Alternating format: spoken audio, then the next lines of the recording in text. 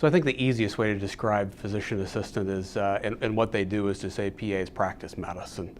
And PAs practice medicine in a whole host of areas within the healthcare field, right? So the common one that historically started the profession was really about primary care and getting PAs into primary care to practice medicine in a primary care setting. But clearly PAs work in primary care and PAs work in multiple specialties across the spectrum as well.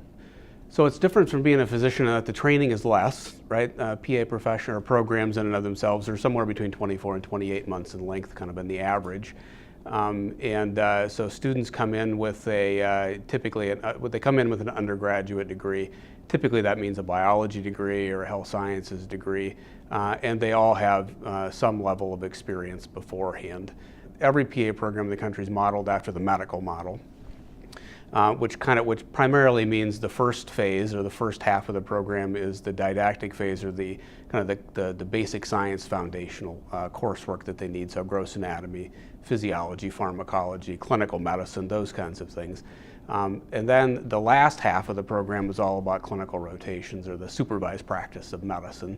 So they spend 12 months, minimum of 2,000 hours over that 12 months. Practicing in a variety of, or practicing under supervision in a variety of medical settings. And then after that 12 months they graduate. PAs don't do a residency program, and the other difference is that PAs always work with physicians, right? So PAs have collaborating physicians that they work for and with. The interesting thing is right now we're dealing with a healthcare provider shortage, but 50 years ago when the PA profession started, it started because there was a healthcare provider shortage.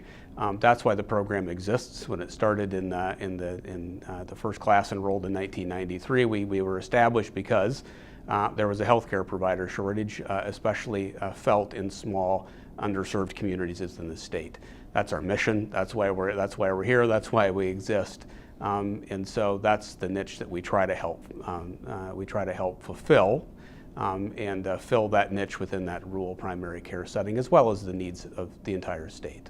And there was a rural health education study that was done a couple of years ago that looked at the proportion of PAs practicing in rural areas and where those students actually come from, or those practicing PAs, where they came from. And South Dakota ranked 12th in the country in production of PAs in rural communities.